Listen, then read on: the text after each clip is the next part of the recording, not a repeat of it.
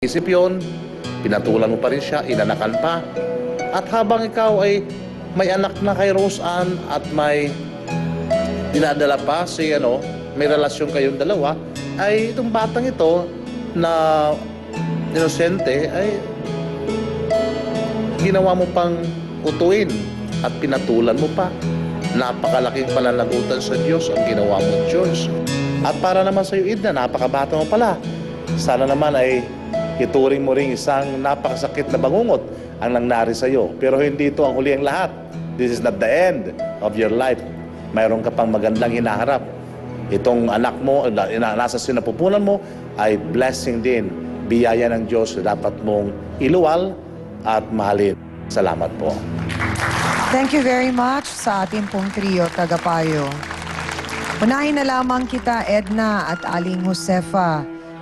Ang maipapayo ko lang din po ay gaya ng sinabi rin ng ating tagapayo. Sa punto pong ito, hindi na mahalagang dut-dutin nyo pa yung ulo ng anak ninyo, sisihin siya, awayin siya. Ang kailangan po ni Edna ngayon ay pagmamahal at suporta mula sa kanyang ina. Masakit, pero tayong mga ina, handa tayong magsakripisyo para sa ating mga anak, hindi po ba?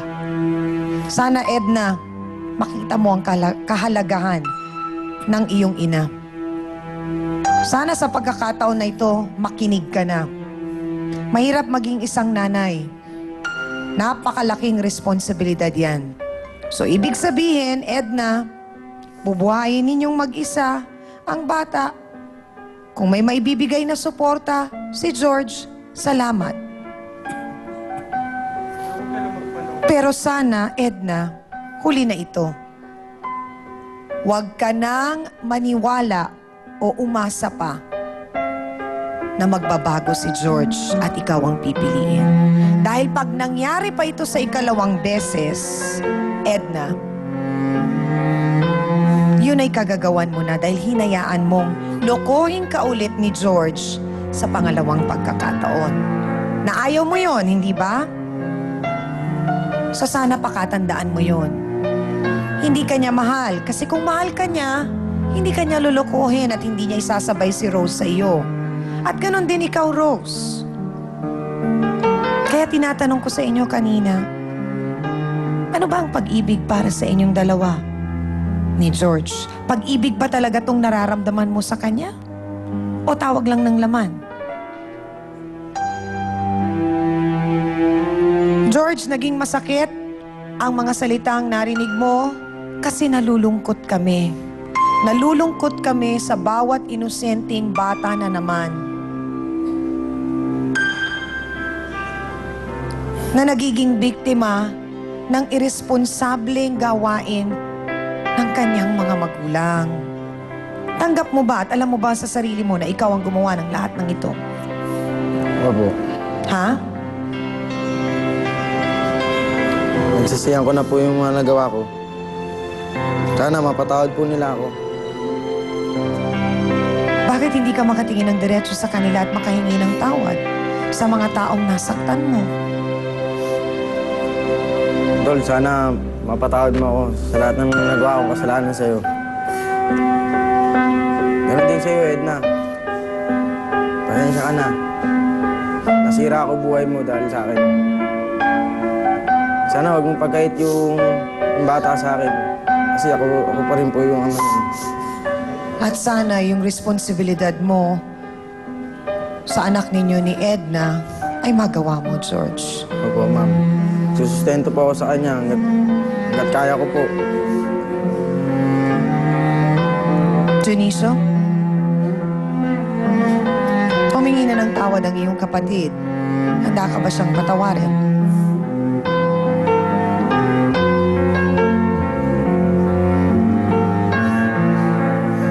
Lumayo sila para mapatawad ko sila, pero kung lagi ko naman nakikita sila, lagi ko nakikita yung mga mukha nila, hindi ko sila mapapatawad.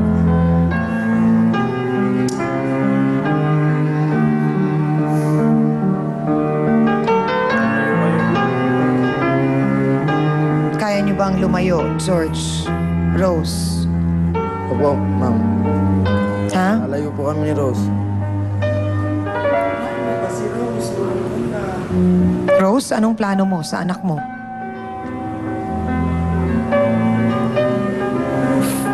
Sama na lang po kami. Palalaking po lang namin. So kukunin niyo na lamang ang bata. Po.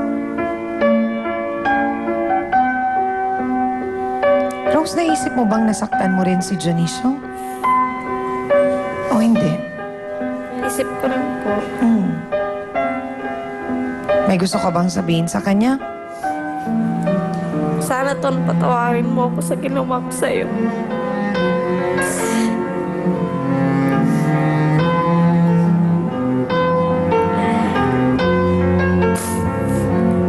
Nakakalungkot mang isipin, George at Ate Rose.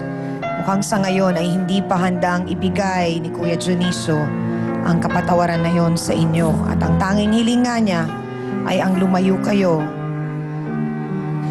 Amina na po tayo mga kapatid, mga ka-face to face. Siguradong marami na naman po tayong napulot na aral sa ating pinag-usapan.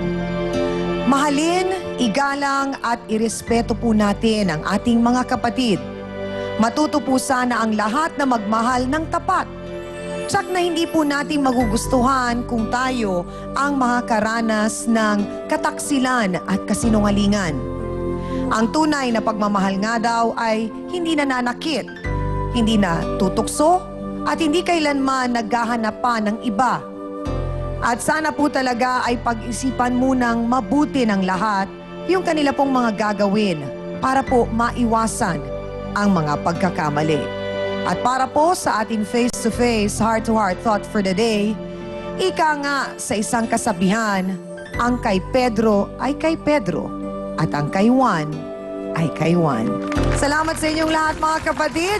Thank you din sa aking co-host na si Hans Mortel. Sa Dance Squad. Sa iyo din B1 at B2. Sa ating pong mahal na trio, Tagapayo.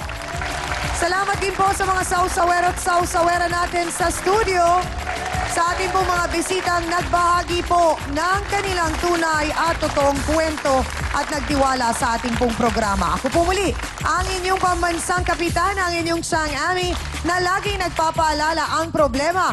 Pwede mong tawanan, pero hindi mo yan dapat talikuran. Kaya kung may problema ka, harapin mo, pag-usapan natin yan. Para po sa inyo to, mga kapatid.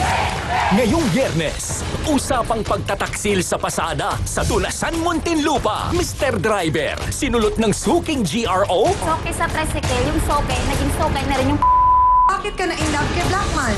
Masarap kasi mali kasama ko eh. Tama. Matanda ka na kasi. Galingan mo para hindi mas okay, Sanja. Si Mamang Driver, palusot maker? Hindi niya na ako iniintindi. Paglalaban ng brief ko. Di mo ba tinuro ng nanay niyo na kanya-kanya tayong laban ng kante at saka bref? Kung mahiwagang tanong, Jaja, pinaglaban mo na ba ng bref ng Nestor? Oh, di naman din wala. Sino ang sabit at sino ang kakapit? Alam ko, may mali ako. Babae rin po ako eh. Yung pangako niya sa akin, ialis niya ako sa ganyang trabaho. Si Jaja at si Ate Arlene. Sino pong pasahero ang isasakay niyo? Face to face, ngayong Biyernes sa bago ni